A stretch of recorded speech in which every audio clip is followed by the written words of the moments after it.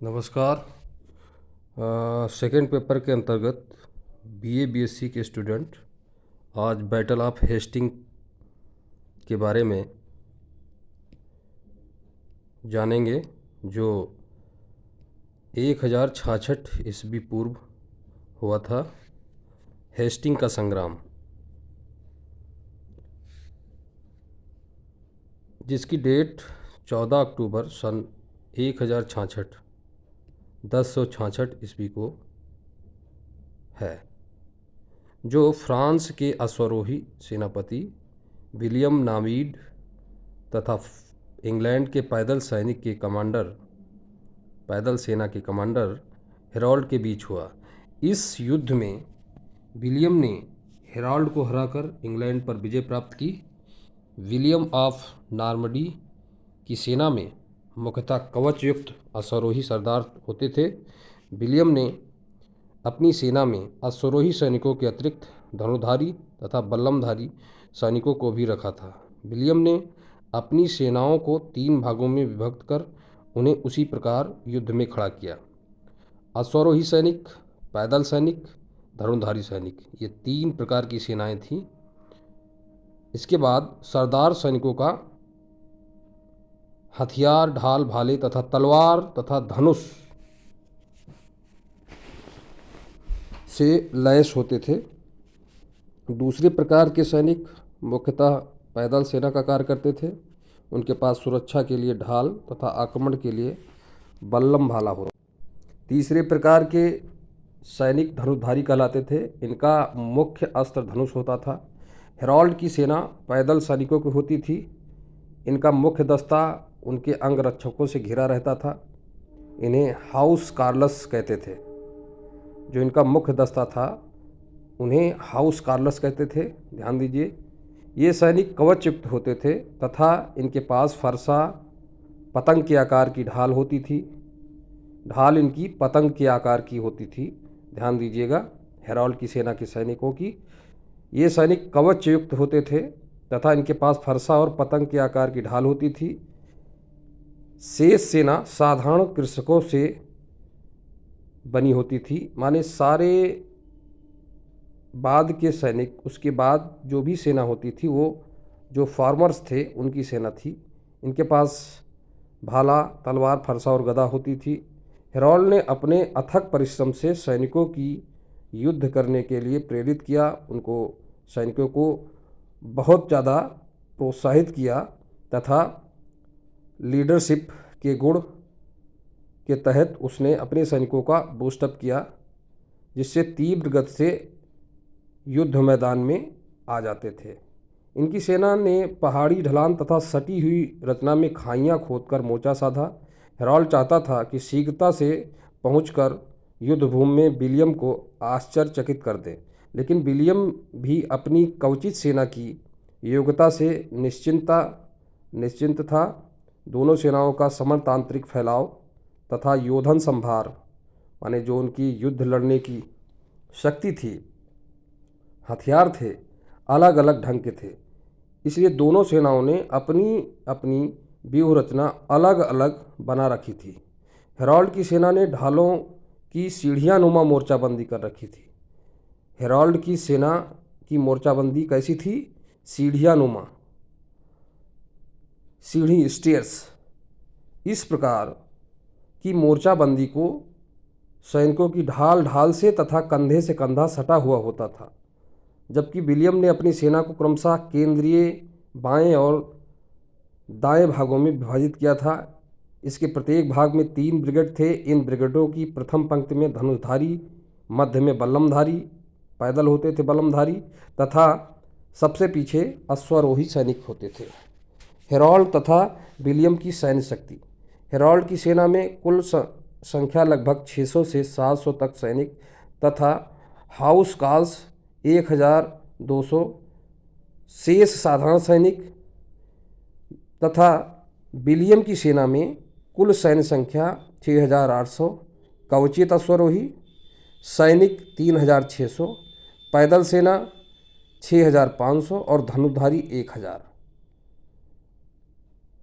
युद्ध हेस्टिंग का जो संग्राम है वो 14 अक्टूबर 1066 ईस्वी को प्रारंभ हुआ, जो 4 पदों में समाप्त हुआ।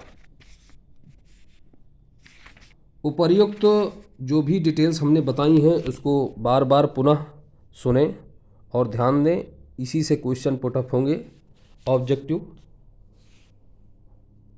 हमें आशा ही नहीं पूर्ण विश्वास है कि उपर्युक्त जो कुछ बातें आपसे कही गई हैं शॉर्ट में, उससे आप विशेष रूप से अवगत होंगे और पढ़ेंगे तथा समझेंगे। जिस भी स्टूडेंट को कोई डाउट हो वो पर्सनल मैसेज करके डाउट क्लियर कर सकता है। युद्ध का जो घटनाक्रम है उसके बारे में थोड़ा जान लेते हैं। सबसे पहले विलियम ने अपने धनुधारी सैनिकों को हेराल्ड की सेना पर आक्रमण करने के लिए बैटल हिल की तरफ से बढ़ने का आदेश दिया। जैसे ही विलियम की सेना का केंद्रीय भाग हेराल्ड की सेना के निकट आया, उसने तुरंत ही बाणों की वर्षा शुरू कर दी, लेकिन इनके बाण व्यर्थ हो गए क्योंकि सैनिक नीचे से ऊपर की ओर बाण वर्षा कर रहे थे। हेराल्ड की सेना ने कुछ समय तक कोई आक्रमण नहीं किया। जब उसने देखा कि विलियम की सेना काफ़ी पास आ गई, परंतु हेराल्ड के सैनिकों ने भाले तथा बर्छियों से ऐसी मार की कि विलियम की सेना का बायां भाग मुंह की खाकर पीछे की ओर लौटने को विवश हो गया। यहाँ पर डिफीट्स मिली। अगला घटनाक्रम है, जब ऐसी स्थिति बनी तो हेराल्ड ने अपनी सेना को विलियम की सेना का पीछा करने को कहा, परंतु अंग्रेज सैनिक विलियम के सैनिकों का लगातार पीछा नहीं कर सके, जिससे विलियम ने अपनी सेना को पुनः संगठित कर दिया। इसके बाद कवचित अश्वरोही सरदारों ने अंग्रेजी सेना पर आक्रमण किया, लेकिन वह अंग्रेजी सेना की भाले फरसों के सम्मुख नहीं टिक सके। इसी समय विलियम अपने अपनी घोड़े की पीठ से गिर गया, जिससे सेना में यह समाचार फैल गया कि विलियम मारा गया। इसी कारण विलियम की सेना का मनोबल हिल उठा, परंतु विलियम ने दूसरे घोड़े पर सवार होकर अपनी बिखरी सेना को संगठित कर लिया। पुनः उसने और अपने शीघ्र स्वयं आक्रमण की योजना बनाई। वह स्वयं आक्रमण की योजना बनाई, लेकिन उस समय तक अंग्रेजों की ढालों की दीवार टूटी नहीं थी और उनको तभी पराजित किया जा सकता था जब वह पहाड़ों के नीचे उतर आते और उनकी सुरक्षा शक्ति नष्ट हो जाती। उपर्युक्त बातों को ध्यान में रखकर विलियम ने अंग्रेजी सेना को चकमा देने का निश्चय किया। इसके लिए उसने अपनी सेना को पीछे हटाना शुरू कर दिया, जिससे अंग्रेजी सेना यह समझ सके कि नॉर्मन सैनिक, विलियम की सेना जो थी उनको नॉर्मन सैनिक बोलते थे, युद्ध हार गए। और विलियम ने यह पीछे हटने का क्रम तब तक जारी रखा जब तक अंग्रेजी सेना अपनी सुरक्षा पंक्ति से बाहर नहीं आ गई। जैसे अंग्रेजी सेना अपनी सुरक्षात्मक पंक्ति से बाहर निकलकर विलियम की सेना का पीछा करना शुरू किया, उसी समय विलियम ने पीछे मुड़कर अपने सैनिकों को आक्रमण करने का आदेश दिया और उनके सैनिकों ने पीछा करने वाले अंग्रेजी सेना को धराशायी कर दिया, लेकिन अंग्रेजी सेना का मध्य भाग अपने स्थान पर डटा रहा। अगला घटनाक्रम जो है कि विलियम ने जब देखा कि हेराल्ड की सेना का मध्य भाग अपने स्थान पर डटा है और सामने से किया गया हमला सफल नहीं हो सकता है, तो ऐसी स्थिति में उसने अपने धनुर्धारियों को शत्रु पर सीधा आक्रमण करने का आदेश न देकर अंग्रेजी सेना के सिरे के ऊपर से बाणों को बरसाने का आदेश दिया। इसका बहुत भयंकर प्रभाव हुआ। इस प्रकार यह युद्ध ब्रिटेन और फ्रांस, माने इंग्लैंड और फ्रांस के बीच एक महत्वपूर्ण युद्ध है वेस्टर्न मिलिट्री हिस्ट्री में। और आप आशा कर रहा हूँ कि बेहतर समझ पाए होंगे, थोड़ा सा और ओवरव्यू ले लेंगे, बुक से मदद ले लेंगे। अगर इसमें अब आपको नहीं समझ में आता है तो पर्सनल मैसेज कर सकते हैं। ये ओवरव्यू थोड़ा आपको हमने दिया है अपने हिसाब से। अब इसमें जो इम्पॉर्टेंट क्वेश्चन पुटअप हो सकते हैं कि हेस्टिंग का संग्राम किस दिन स्टार्ट हुआ, उसकी डेट, उसका ईयर, सन, और किस किस के बीच हुआ, तथा उस जो सेना थी दोनों किस किस देश की थीं, उनको कौन लीड कर रहा था, इंग्लैंड की सेना का कमांडर कौन था, फ्रांस की सेना का कमांडर कौन था। यह आपको एग्ज़ाम के लिए ध्यान रखने की ज़रूरत है। ऑब्जेक्टिव क्वेश्चन उसी से पुटअप्स होंगे। और दोनों की सेनाओं के पास क्या क्या योद्धन संभार थे, ये भी महत्वपूर्ण है, इसको आप देखना। और दोनों सेनाओं की मोर्चाबंदी, यह मुख्य है। हेराल्ड और तथा विलियम की सैन्य शक्ति के बारे में आपको जानकारी रखनी है कि दोनों की सैन्य शक्ति क्या थी, कितने घुड़सवार थे, कितने पैदल सैनिक थे, पैदल सैनिक को क्या कहा जाता था, उनका नामकरण, किसके सैनिकों की संख्या कम थी, किस कमांडर के, किस जनरल की सैन्य संख्या ज़्यादा थी, इस पर आपको ध्यान देना है।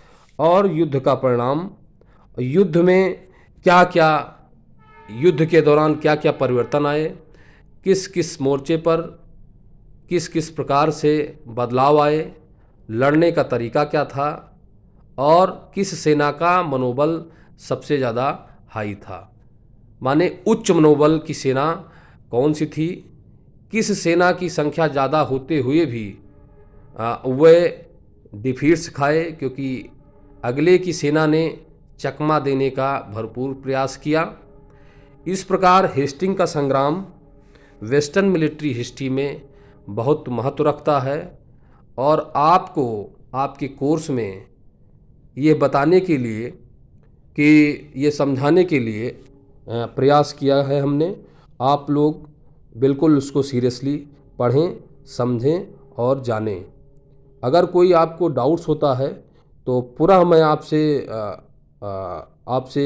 आग्रह करता हूं कि आप पर्सनल मैसेज भेजकर इस पर डाउट्स क्लियर कर सकते हैं। मैक्सिमम ऑब्जेक्टिव क्वेश्चन इसमें से निकालें। मुश्किल से 6 या 7 क्वेश्चन इससे पुटअप हो सकते हैं जो इम्पोर्टेंट है।